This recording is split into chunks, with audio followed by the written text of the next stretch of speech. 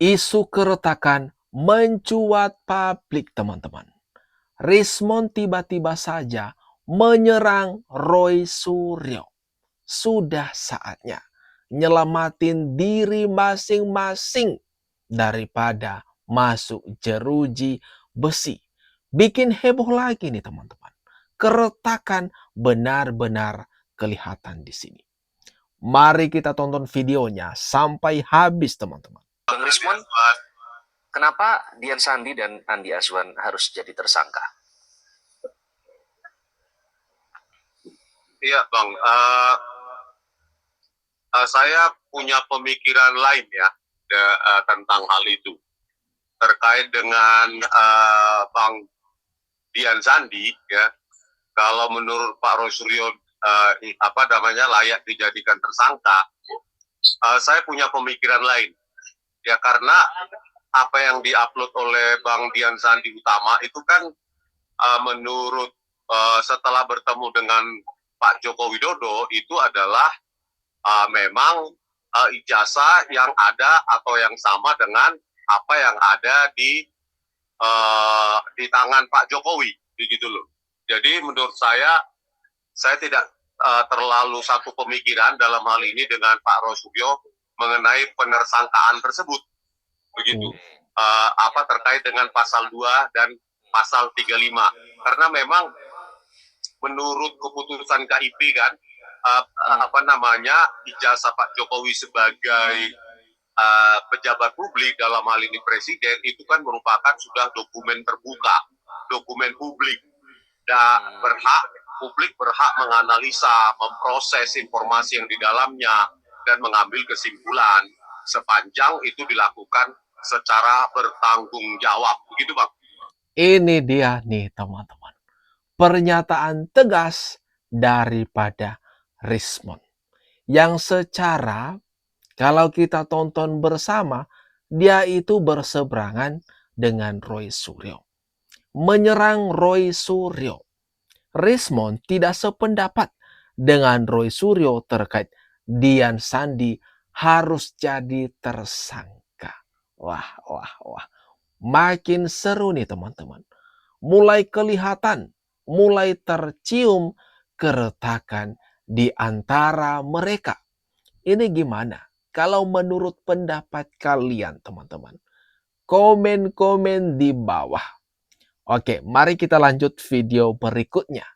Baik di podcast, baik di media televisi, di YouTube, di media sosial yang lain, Pak Bonatoha tidak mengatakan ijazah itu identik dengan ijazah asli. Aslinya enggak. Pemirsa, apakah ditemukan perbedaan dari kelima salinan ijazah Joko Widodo? Selengkapnya, saya sudah bersama penerima salinan ijazah Jokowi yang juga merupakan pengamat kebijakan publik, Bang Bonatua Silalahi, dan juga sudah bergabung Kuasa Hukum Presiden ke-7 Republik Indonesia Joko Widodo, Rifai Kusuma Negara, melalui sambungan Zoom. Saya ke Bang Bona terlebih dahulu. Bang Bona, sudah lengkap ada 5 salinan? Ya.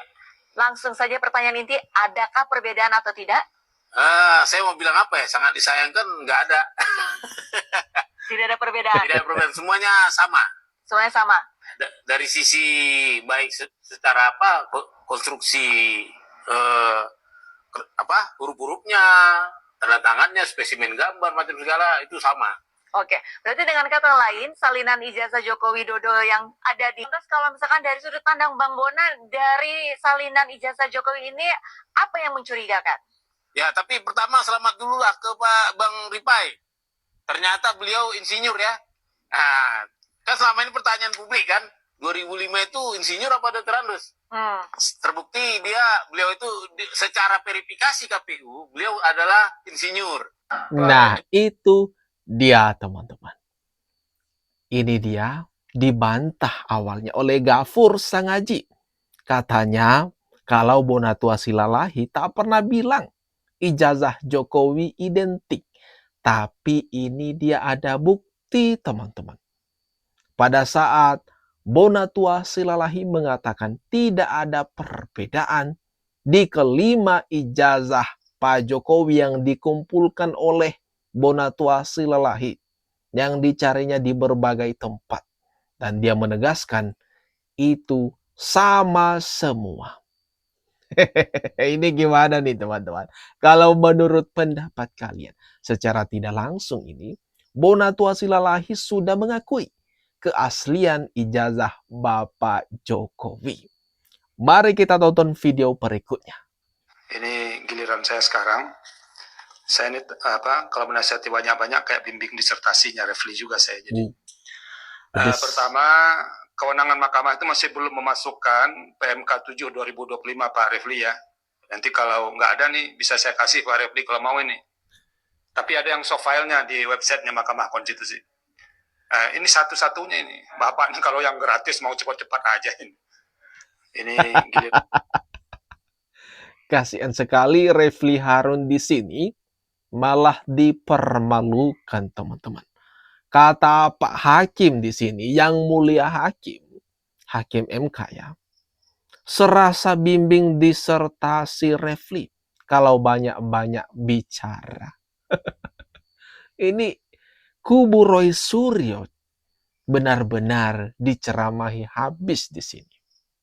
Barisan pengacara Bala RRT di sidang MK bahkan sampai ditegaskan tuh kalau soal yang gratisan mereka ini paling gercep, paling cepat. Ada sangat disayangkan kalau mereka ini jumpa pers, ini tampil di media, ogah-ogahan, tapi kenyataannya di ruang sidang kayak ayam sayur teman-teman. Gimana nih menurut pendapat kalian? Ugroseno, beliau adalah mantan Wakapolri. Jadi kita akan berbicara banyak tentang keadaan saat ini dan kemudian juga kita ingin tahu karena beliau adalah salah satu dari ratusan purnawirawan yang saat ini mendukung Pak Anies Baswedan. Pak Ugroseno, terima kasih atas kehadirannya Pak. Beliau juga merupakan kolega saya dulu di tim gubernur untuk percepatan pembangunan bidang pencegahan korupsi. Sekarang ini kan jadi tahu kan sekarang teman-teman, kenapa Bapak Ugro Suseno ini berada di pihak Roy Suryo CS yang jelas-jelas hanya tuduhan semata mengatakan ijazah Bapak Jokowi itu palsu. Kenapa dia ini berada di kubu sono? Ya di sini udah terang semua, udah jelas semua teman-teman. Dia ini adalah pendukung Abah Anies Baswedan. Tahu kan? Abah Anies ini gimana hubungannya dengan Pak Jokowi? Tahu sendiri kan? Nah, itu dia terjawab sudah. Kenapa sekelas mantan Wakapolri malah capek-capek buang-buang waktu di kubu Roy Suryo CS. Akhirnya terkuak juga nih teman-teman. Gimana menurut kalian? Komen-komen di bawah. Mari kita lanjut videonya. tegaskan tim kami ya, para tersangka tidak berkeinginan untuk mengajukan permohonan SP3. Karena persoalan SP3 itu adalah kewenangan penyidik. Dan penyidik di sini kita minta harus profesional. Bahkan kami sangat berkepentingan perkara ini harus dibuka ke persidangan karena 505 dokumen yang disita di UGM dan 200 dokumen lainnya yang katanya sudah di tangan penyidik. Kami berkepentingan untuk melihat satu persatu. Dan itu akan diuji dengan Jokowi karena itu semua dokumen milik Jokowi. 500 dokumen itu apa saja? Apakah 500 dokumen ini punya kaitan relevansinya dengan pokok perkara atau tidak? Didengar keterangan saksi yang menguntungkan atau ahli yang pendapatnya menguntungkan tersangka. Waduh, ini gimana ceritanya nih teman-teman? Kuasa-kuasa hukum daripada Roy Suryo CS kok beda-beda pernyataan, kok beda sikap.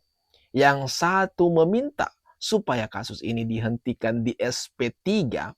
Ini jelas dari Refli Harun. Dia mengatakan kasus ini harus dihentikan.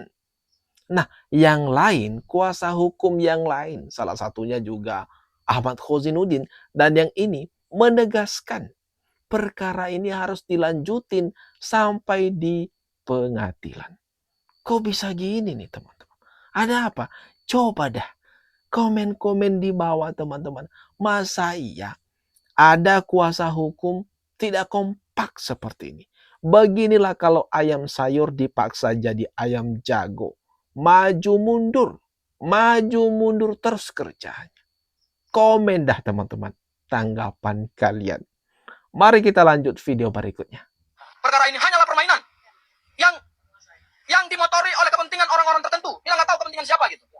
Ya, hanya karena kepentingan politik, semua aturan hukum ditabrak dan tidak ada kepatuhan dari aparat penegak hukum. Tidak ada compliance oleh aparat penegak hukum. Menurut saya itu kecacatan di awal 2026 pada saat KUHP dan KUHP baru diberlakukan. Jadi sekali lagi ya ini diingatkan bahwa apa? Awal ini kan kemarin datang tuh orangnya ya diperiksa 2 hari yang lalu. Justru harusnya ketika dia diperiksa itu tidak lagi menjadi saksi lagi, tapi harusnya dinaikkan statusnya menjadi tersangka. Karena orang yang memposting pertama kali itu adalah yang melanggar pasal 32 dan 35 Undang-Undang ITE ini bunyi pasalnya. Lihat, bunyi pasalnya. Orang dengan sengaja dan tanpa hak atau melawan hukum dengan cara apapun, dia kan awalnya melanggar hukum. Dia baru minta izin besoknya ya kepada orangnya menambah, ngurangi, melakukan transmisi. Siapa orang yang melakukan transmisi pertama kali ke X atau ke Twitter? Dian Sandi. Waduh, ini dia nih teman-teman. Omongan daripada Roy Suryo yang kemudian berseberangan. Rismond tidak setuju. Kalau Roy Suryo menginginkan supaya Dian Sandi ditersangkakan, dipenjara. Tetapi Rismond mengatakan enggak setuju. Tidak patut Dian Sandi ini dipenjara. Kalau Roy Suryo sih ngotot banget. Sampai dia membacakan pasal-pasalnya. Lalu mengenai Gafur Sangaji. Dia menganggap kalau jaksa dan kepolisian tidak profesional atas kasus ini, atas perkara ini. Waduh, apakah harus di pihak mereka baru disebut sebagai profesional? Atau gimana nih teman-teman? Tuliskan komentar terbaikmu teman-teman atas apa yang barusan saja kita bahas ini. Kita tonton bersama. Tulis di bawah ini.